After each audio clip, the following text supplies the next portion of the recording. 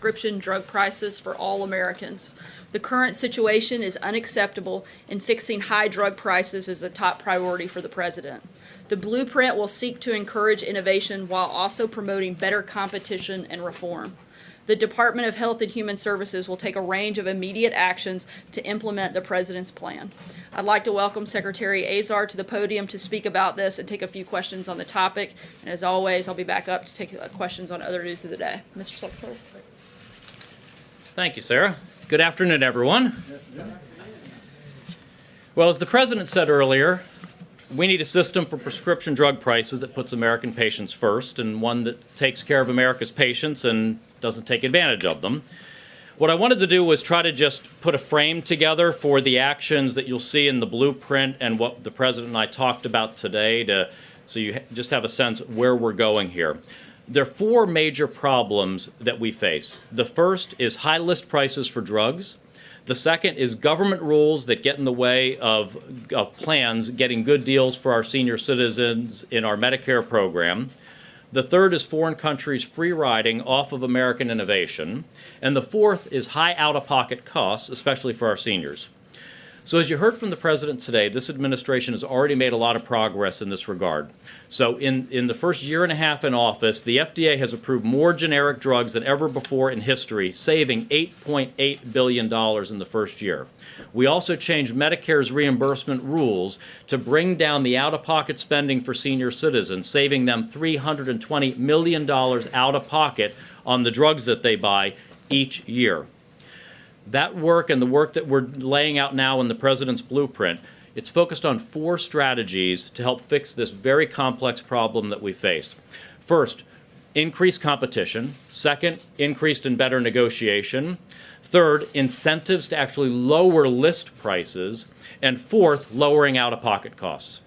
So first, it's crucial that we have more competition in the prescription drug markets. That means we need a vital and vibrant generic drug industry and generic drug market. We need to foster and nurture a new competitive biosimilar generic drug market. Those are the generics essentially for those really complex, expensive biologic medicines. We need to foster and nurture that. We also have to get after pharma companies who engage in anti-competitive practices and try to block the entry of generics or biosimilar products to market by, for instance, blocking access to their products so they can't do the studies they need to do in order to get approval of an affordable generic or biosimilar market. So we're going to go after all of these kinds of abuses. Second, we've got to bring more private sector negotiation and better tools to our Medicare program so we get the best deals. The Part D drug discount program for senior citizens is now 15 years old. I was there when we created it and helped to launch it. And when we did it, it's still a great program, but it had the best tools. It was the best at negotiating great deals for our senior citizens and really was able to drive tight formularies that were very efficient. And that's what's helped keep the cost of that Part D drug plan down below forecast and constantly low premiums throughout its time. But over 15 years, as so often happens with government programs, it got frozen in place. And the private sector kept adapting and learning, especially after the economic crisis in 2007, how to control drug spend even better. Okay? Part D stayed more static. We need now to bring the same tools that are available to the private sector to those Part D drug plans so they can negotiate better. We need to unleash them so they can drive great deals for our seniors. We also have another part of our program, a major part, which is called Part B. These are the drugs the physician administers. Mention those in the Rose Garden. These right now are paid basically on a list price plus a markup. They send us a bill, we write a check. There's no negotiation involved in that at all. And the President has proposed in his budget, and we are reemphasizing, we've got to figure out ways to move those drugs, especially the high-cost ones, into the private Part D drug plan negotiations so that we can get a deal and start getting bargains on that for our seniors and for taxpayers. We need to look at other mechanisms, and you'll see that in the blueprint, some other ones that also help us negotiate better deals there for those plans. Third, and this is a very complex area. Right now, we have to bring incentives to lower list drug prices. Okay. Right now, Every incentive in the system is to increase and have high list drug prices. Because everybody in the system, except the patient and the taxpayer, is wetting their beak along the way. They're getting a percent of that list price. List price goes up, list price higher. Everybody makes more money along the way, so that it's just, the math just works that way. We need to try to flip the incentives backwards so that financially it makes less sense to increase prices. So one of the things we're going to do, I talked about this in the Rose Garden, is that we are having the FDA look at how we can require in direct-to-consumer TV ads that you have to disclose the list price of your drug. We believe it's an important part of fair balance that if you're telling a patient, activating a patient to have a discussion with their doctor about a drug, telling them all the good things that drug can do for them, it's material and relevant to know if it's a $50,000 drug or a $100 drug, because often that patient is going to have to bear a lot of that cost. In addition, we have in Medicaid and Medicare some key incentives that we can turn around on list prices. As part of Obamacare, one of the deals with the pharma industry was capping the statutory rebates on drugs in the Medicaid program at 100%. We are going to work with Congress to look at overturning that cap on rebates. That, again, will make the math work so that when you increase your list price, it's going to cost you more money if you're a pharma executive thinking about raising prices. We're also proposing, we want to think about some really creative ideas in our programs of reversing those incentives. So right now in our drug discount program, if you have a drug that fits into one of these protected classes, it's almost impossible for the drug plan to negotiate and get any kind of discount from you. Okay? Well, that everybody gets that. What if instead we say, you only get to be in that protected class if you haven't raised your list price in the previous 18 months? What if we say, you can be exempt from these specialty tiers where the patient has to pay a lot out of pocket, but only if you haven't increased your list price in the previous 18 months? So a lot of tools like that. The other big area we have to look at is the entire system of rebates that we have with pharmacy benefit managers. We are calling into question today the entire structure of using rebates as the method of negotiating discounts in the pharmacy channel, because right now every incentive is for the drug company to have a very high list price and to negotiate rebates down, often in a very non-transparent way. What if instead we said no rebates, flat price, fixed price in the contracts, take away this whole what's called the gross to net spread that removes then makes people indifferent to what the list price is in that system, and takes away the incentives where even the pharmacy benefit manager makes money from higher list prices. We also have a real issue that we've got to look at, which is the role of compensation for pharmacy benefit managers. They're taking it now from both sides. They're getting compensated by their customers, the insurance companies, but they're also getting compensated by the drug companies they're supposed to be negotiating against. They're getting rebates and keeping some of the rebates. They're getting administrative fees. Should we move to a fiduciary model where the pharmacy benefit manager works for the insurance company or the individual and only is compensated by the insurance company or individual? Forbid remuneration from the pharmaceutical company, so that it's all completely on one side there, complete alignment of interest. And then finally, how do we lower out-of-pocket drug costs? Well, as the president talked about it, we're going to get rid of these gag rules. Okay, right now, some pharmacy benefit managers are telling pharmacists, you're not allowed to tell the patient that if they paid cash for this generic drug, it would be cheaper for you than if you run it through your insurance. We think that's unconscionable, and in Part D, we're going to work to block that. We also think it's a right that when you're sitting there with your doctor, you ought to be able to know what your out-of-pocket is for a drug you're going to be prescribed under your precise drug plan, and you ought to have that information, and you ought to have information on what competing drugs are that your doctor's not prescribing and what you would pay out of pocket for that. And that ought to be across the Part B plan and the Part D plan. Let me give you an example. You're in with a doctor. This doctor has an infusion clinic, okay, as part of their office. Okay, so they write you a drug that might be an infused drug. You might have a $300 copay for that. Well, wouldn't you like to know that if the doctor instead wrote you a self-injectable drug, you'd have a $20 copay? And you could at least have an informed discussion. So we think that kind of informed consumer on out-of-pocket will also help drive real savings in the system. So these are just some of the measures. There are over 50 actions that we have in the blueprint. And this is, again, not one and done. Okay? We are learning, we are open, we're hearing. We want this to be an active, ongoing process. This doesn't get solved tomorrow. It's going to take years of restructuring this system. But these are big, they're bold steps. This is the most comprehensive attack on prescription drug affordability in history by any president. And I'm just grateful President Trump is standing behind us and encouraging us to do these kind of bold measures. So with that said, let me open it up to questions. There's a tremendous number of moving parts in this blueprint, many of which will require legislative action. How much of this works without the rest? Do you have to do it all, or can you do just a part of it? And how much can be done through executive action versus legislation? That's a great question. Most of this, we believe, can be done by executive action. Now, we are more than happy to work with Congress on a bipartisan basis. So many of these solutions ought to be attracting bipartisan support. We all acknowledge this. These are problems we have to deal with. But we believe most of these actions are steps that we can take using our regulatory authorities, especially with the power in the Medicare program. Few of them are interdependent, and so it's not as if any one is requiring a preceding act there. We think we can attack many of these steps. It is complex, though. It is because the system is rocket science. It's unbelievably complex.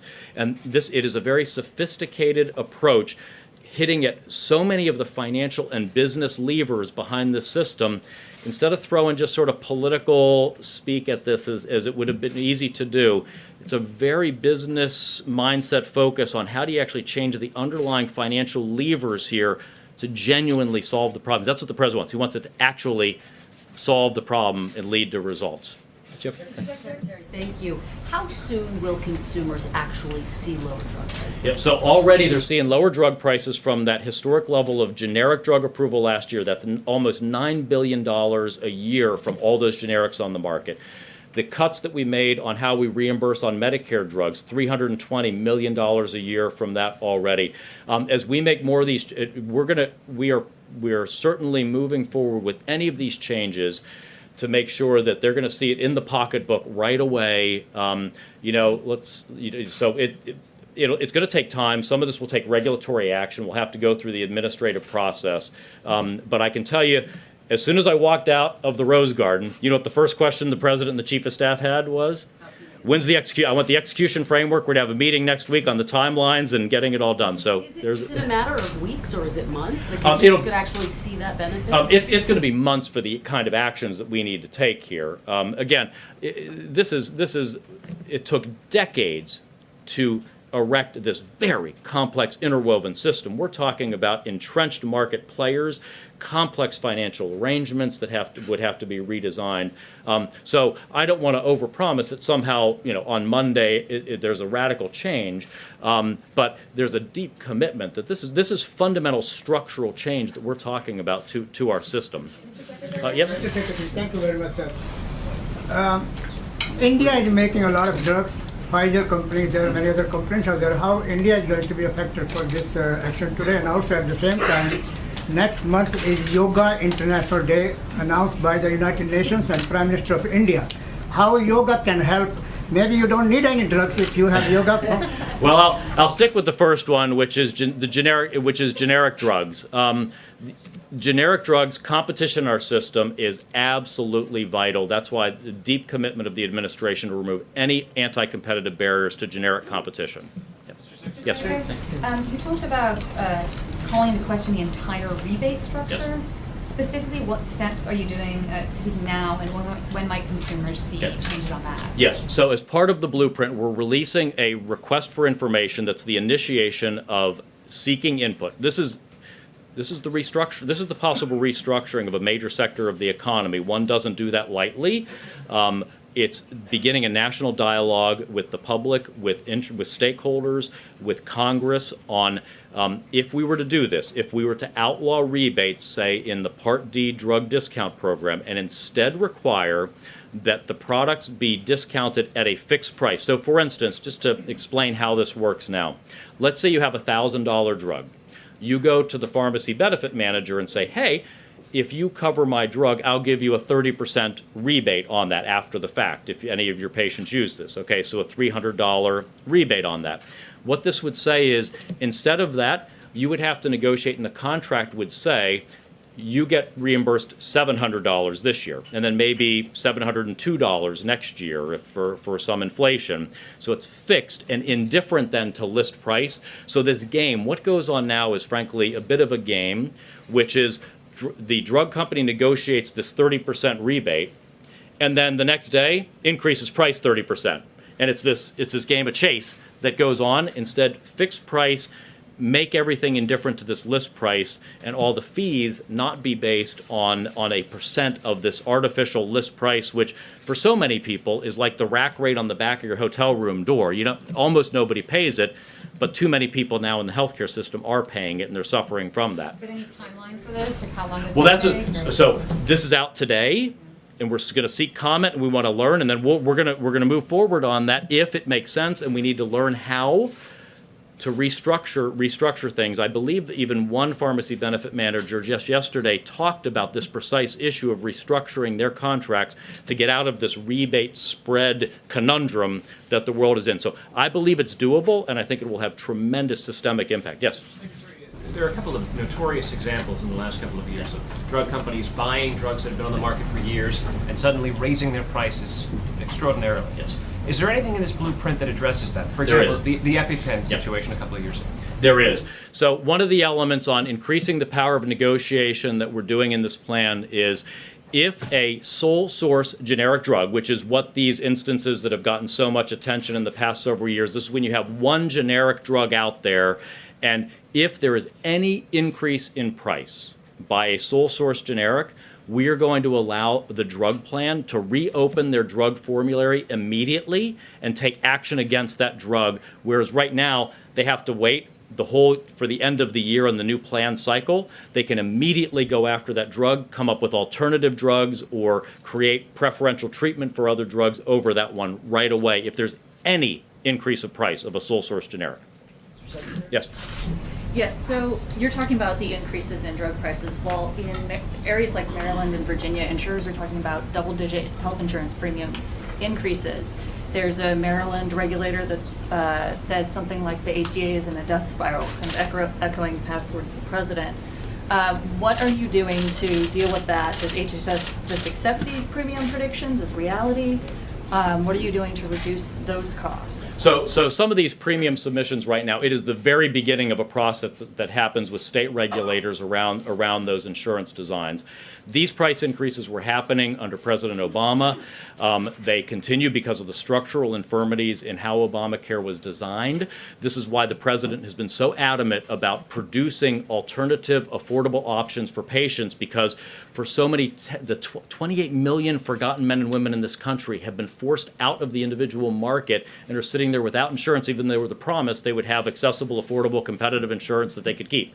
6.7 million Americans paid $3.1 billion in the Obamacare taxes for the privilege of not buying insurance they couldn't afford and didn't want.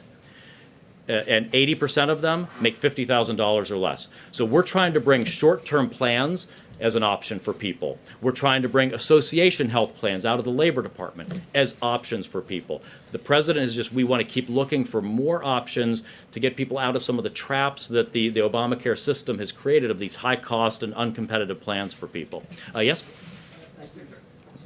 Go ahead. Mr. Secretary, I had a question about another issue at HHS actually. The Justice Department has indicated the department is set to change an Obamacare rule that would bar medical practitioners from denying medical treatment to transgender people, including gender reassignment surgery. Will HHS repeal that rule? I'm not familiar with that particular issue, so I'm gonna talk about drug pricing. I'm not familiar with that. I'll look into that when I get back over to the department. Thank you. Yes. Thank you. So you talked about Medicare Part B negotiating better prices. That is the same thing that the president referred to when he said that other countries' socialized Medicare medicine systems are ripping us off. Why is that okay for Medicare but not for other countries? Oh, so the difference is having entities negotiate in a competitive environment. So what happens in some of these socialist countries? I dealt with them in the past. What they do is they say you don't come into this country unless you pay this low price, and here's a low, below market, non-competitive price. You either pay it or you don't come into this country, and they don't really care if the people of their country don't get access to that drug, and the people aren't informed even that they don't have access to that medicine in these rationed systems. And so that's completely different from what we're doing, where we're harnessing the power of the private negotiating market to negotiate deals. So for instance, the way Part D works, the system that we want to try to emulate and use tools from in that Part B, is one drug plan might say, I'm not going to cover this drug because I didn't get a good enough deal. And then another plan might cover that drug because they think they got a good enough deal. But the key is the senior citizens in the driver's seat. They get to say, all right, then I'm going to choose, I need that drug. I'm going to buy this plan and I'll pay the premium for that plan because I want insurance there. You know, if you're in a socialized country, it's one size fits all. You can't exit except getting on an airplane to America where you can get access to that medicine. So, yes. Secretary, thank you. When people hear about this plan, read about this plan over the upcoming days, they're presumably going to learn about yourself as well, and they might say, wait a minute, somebody who was a pharma executive is now going to be the one in charge of lowering drug prices. How is that going to work? Your pitch to Americans that they can trust you to oversee this effort would be what? I'd say trust us by our actions and by the deeds in the blueprint. Over 50 action plans that are hard-hitting. It's the hardest-hitting plan ever proposed by a president across the entire spectrum of every player in this industry to drive down drug prices and make drugs more affordable. And this is, I know this from having been on the other side running a drug company in these issues, which is, I actually looked at if you could lower drug prices. It didn't work for any one company. This is how perverse the system is. You put yourself at a disadvantage in the system by having a lower list price drug than others. Again, because every player in the system makes more money as a percent off of that list price. This is precisely why I'm so excited to be here in government with the knowledge that I've got and this team has about how we can change the rules of the road and actually change the system so that we can reverse those incentives to make that work, make those choices work, bring down drug prices, and make things more Are you affordable. suggesting that when you were running a big pharmaceutical that one of the reasons why you couldn't lower the price was because you were at a disadvantage? And if that's The math- ca- yeah, the- and do you regret the math that doesn't it's gotten work. to this point as somebody who was in that position? The system doesn't make that work. My job now with the President's Commission is to make that work so that the incentives work to actually bring prices down, charge less on the list price. That's exactly what we're about, is to fix that, because no one company on their own can change that dynamic. The entire system actually is built for increased prices and high prices. This plan reverses those dynamics. Let's take one last question. Okay, yes? The president said in the Rose Garden that you guys were going to try to stop pharmaceutical companies from using patents to extend their monopoly. I'm wondering if you could walk through exactly what in the patent process you plan to change, if it's going to extend beyond what we saw in the budget proposal a few months ago, and whether we should expect to see sort of increased enforcement on pay-for-delay deals. Yeah, give you one or two examples of the kinds of abuses we're talking about.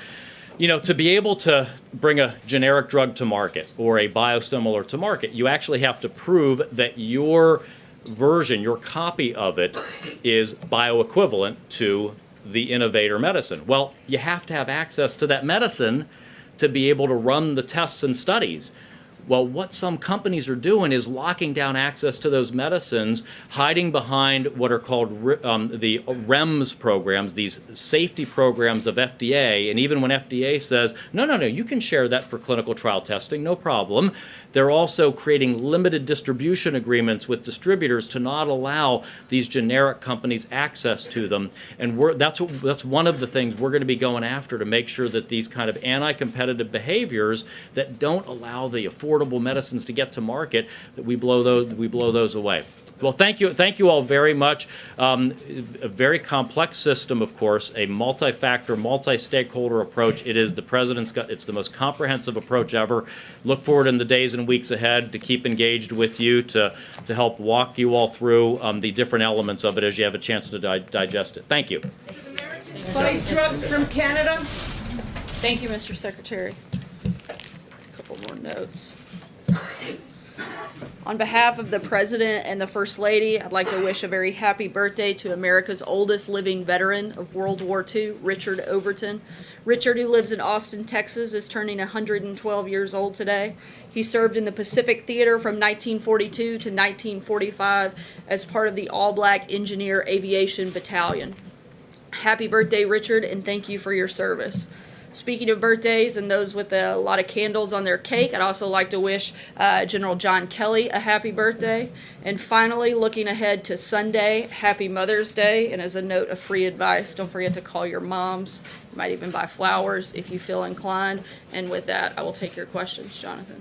Sir, on the Kim Jong-un summit, we're told that the summit will be a day-long, possibly extending to a second day. What is the best-case scenario for what can be accomplished in a single day? What does the president think can be done in a single day with Kim Jong-un? Certainly not going to get ahead of those conversations. As you stated, we plan for a full day of meetings on the 12th with some time reserved to carry over if necessary. Certainly the best outcome would be an agreement for complete and total denuclearization.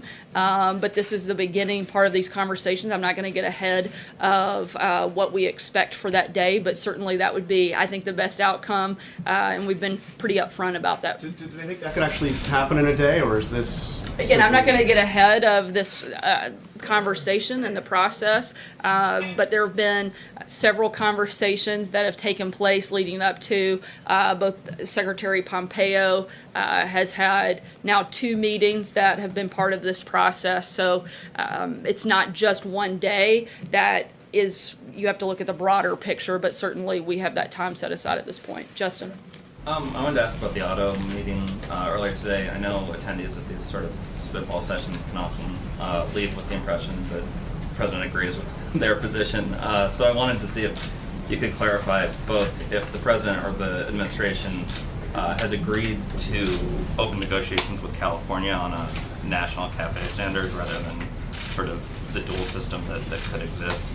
And we haven't finalized what that looks like, but today was a part of that conversation, part of the discussion on how best to move forward. We're going to continue these conversations as we have a specific policy announcement on that front. We'll let you know. Sarah. John. If I could come back to North Korea. The president says that he believes that it's Kim's intention to denuclearize, but when you listen to Kim Yong-chul, who's in charge in North Korea of North-South relations, he said, listen, the reason why we're doing all this is because our nuclear program is complete. The reason why we're shutting down our test site is because we don't need it anymore. Our nuclear program is complete. I mean, it's kind of akin to somebody who builds a house and then enters a negotiation to tear it down. What gives you confidence that Kim actually wants to take apart something that he just built? Look, the president is going into this with eyes wide open, as he said many times. We'll see what happens. But this is certainly a process that has moved in the right direction. We've seen some signs of goodwill from North Korea just this week with the 3 Americans brought back home. Also the stopping of the ballistic missile test, them stopping with their research and development on their nuclear program. And we're going to continue to push for complete and total denuclearization. We're also going to continue maximum pressure until we see that happen. But again, stopping the ballistic missile testing, stopping all this testing, according to Kim Jong-chul, is because they don't need it anymore, they're done. It's kind of like you can put the saws and the hammers away because the house is done. Again, the president has been very clear that we're going into this. Certainly, we would like to see something happen, but as he has said many times, we're going to see what happens. And we hope not just for North Korea, but for the entire world, that they do the right thing and that this goes forward in the way that I think everyone would like to see. Eamon? Thanks, Sarah. This week, the CEOs of AT&T and Novartis both said that they thought it was a mistake for their companies to work with the president's lawyer. Does the president think it was a mistake for his lawyer to work with them?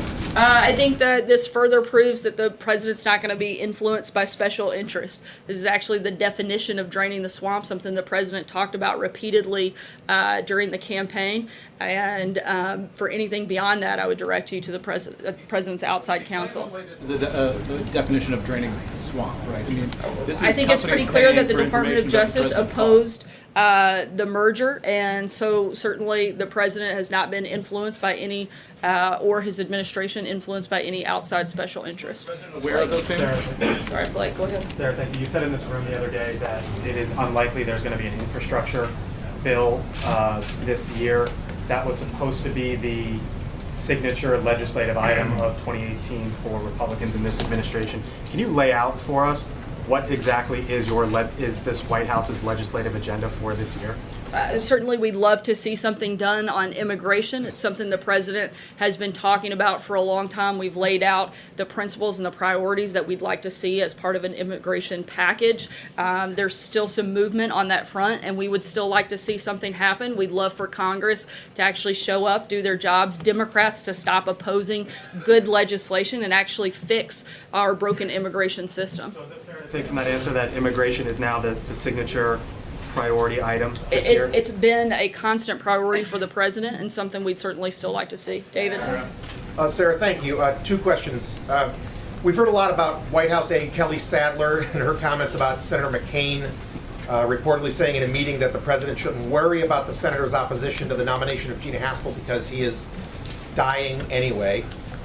Meghan McCain, his daughter, wondered aloud today why Kelly Sadler still has a job here at the White House. Does she still have a job? I'm not going to comment on an internal staff meeting.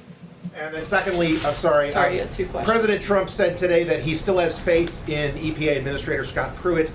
Do you know if he was aware when he said that about these new Freedom of Information Act documents that showed last year Administrator Pruitt had dinner in Rome with a Catholic cardinal who was under investigation for child sex abuse? I'm not aware of that. I haven't spoken with the president about Administrator Pruitt today. Catherine? Following up on that question about Kelly Sadler's comment, does the White House not think that you need to condemn these remarks or comment? Again, I'm not going to validate a leak one way or the other out of an internal staff meeting. Are you saying that you didn't say this? Again, I'm not going to validate a leak out of an internal staff meeting one way or the other. Jonathan? Does the president regret what he said during the campaign about John McCain when he said he wasn't a war hero? He prefers people that weren't captured?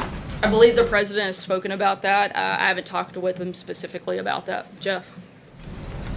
If you won't comment on the specific comment, what does the White House believe about Senator McCain? And is there a tone set from the top here where it is allowed for an aide to say he's dying anyway? Certainly, there is not a tone set here. We have a respect for all Americans, and that is what we try to put forward in everything we do, both in word and in action, focusing on doing things that help every American in this country every single day. And I think if you look at the policies we've put forth, you'll see that reflected. Why not just apologize to Senator McCain? Again, I'm not going to get into a back and forth because people want to create issues of leak staff meetings. Does the president have confidence in Secretary Nielsen? As we've said many times before, if the president no longer has confidence in a cabinet member, he'll let you know. In that regard, what more does the president think Nielsen could do now under the law that she hasn't done already? Does he really want her to close the U.S.-Mexico border? The president wants us to do a number of things. He wants us to work with Congress, as we've laid out time and time again, and as we've called on them to do. If Democrats in Congress would stop playing political games, we'd love to secure the border. We'd love to close the loopholes in the system. We would love to get a fix on DACA. There are a number of things that we've laid out, and we'd like to see all of those things get done. Does he support the Republicans pushing to get a vote on the floor of the House to get this issue going? If it addressed all of those problems, certainly we would support things that actually fix the broken immigration system that we have. Stephen? The Secretary of Homeland Security had a statement last night in which she said that the president was rightly frustrated by congressional inaction. Why was that frustration reportedly expressed at the Secretary herself? She doesn't serve in Congress, and she can only act under what's enacted in law by the Congress. So why did the president direct his frustration specifically at her at the cabinet meeting? Again, I'm not going to get into a back and forth with you guys on an internal meeting. However, I can tell you that both the president and the secretary share the frustration that Congress is simply not showing up to work and getting their job done. Democrats have got to stop playing games. They've got to stop doing this just because it's a midterm year. They still have to do their job, and we would like to see them fix our immigration system. Not only is the administration frustrated, but Americans are too. 80% of Americans would like to see this problem fixed. They want something to be done. They are begging Congress to do it, and certainly I think not only does the president have a right to be frustrated, he has a right to be angry, and he is, and he's going to express that. He's done it both publicly, and he's going to continue to do that until we can actually fix this problem. Mike? NAFTA, is the White House on track to meet Speaker Ryan's deadline next Thursday? I'm sorry, can you speak up? Is the White House on track to meet Speaker Ryan's deadline next Thursday on NAFTA? We're continuing in these conversations, and we've made progress, and hopefully we'll get there. By Thursday, is the president really willing to revisit this after the elections in Mexico and the midterms? We'll let you know. Kristen. Follow up on one of my colleagues. To be clear, does Kelly Sadler still work at this White House? Yes, she does. She does. Okay, and to follow up on that, more broadly, does the president set the tone? Does he bear responsibility for the tone within this White House? The president, as I mentioned just a moment ago, supports all Americans. If you look at what he's doing every single day, he's showing up to work. He's working hard to make this country better, whether it's through building our economy, creating jobs, defeating ISIS, fixing our judiciary system, helping with the illegal immigration problems that we have. The president is addressing a number of issues. That is what our focus is. That is what we are doing here every day, and that is what the president has, I think, laid out very clearly what his interests are. My question is a little different. Does he bear responsibility for the tone set here at the White House and all of the staffers who work here, frankly? It certainly does, and I think he has done a good job of laying out what the priorities of the administration are, and that what they are doing is helping impact Americans all across the country. Sorry, Kristen, I'm going to keep moving. So many of us have spoken Kristen, to I'm people gonna keep who going. said they Sandra, go heard ahead. these comments. Do you say that they're lying? Sorry, go ahead. Are they lying, Sarah? Sarah, General Kelly came out and endorsed in an NPR interview a pathway to citizenship for temporary protected status recipients who have been in the United States for quite some time. Does the president share General Kelly's view on that? I haven't seen that specific comment from the interview. I certainly know that both the president and General Kelly want to fix the system. I'd have to look at that specific comment in the interview. Did General Kelly oppose the administration's push to end TPS and actually give a deadline to some people who have been here for over 20 years to leave the country? Did he Again, specifically I would have to look at the comment before I could weigh in. Right here. Sorry, go ahead. South Korea has a huge stake in whatever Trump and Kim agree upon. Will President Moon or another representative of South Korea be at the talks? I don't believe that there are plans for them to be part of that specific day, but certainly have been a partner in this entire process. And as you know, President Moon will be here on the 22nd to continue those conversations, and we continue to be in lockstep with the South Koreans. Hunter? On Wednesday, the president tweeted, quote, "The fake news is working overtime," and he said 91% of the network news about me is negative, parentheses, fake. Do you have the view that all negative stories about the president are fake? No. Why would he say that then? I'll take one last question, Aisha. Here? Aisha, right here. Thank you. Just to follow up on these payments that Michael Cohen received from AT&T and Novartis, you said that this is a sign that the president won't be influenced. But just to clarify, does the president think it's appropriate for his personal attorney to be collecting payments from private companies, presumably saying that, or presumably promising to influence policy or to give them strategy on government policy? I think the bigger point is that the president isn't going to be influenced by outside special interests. He's going to do what he finds to be in the best interest of Americans across the country. Thanks so much, guys. Hope you have a great weekend, and happy Mother's Day. Happy Mother's Day.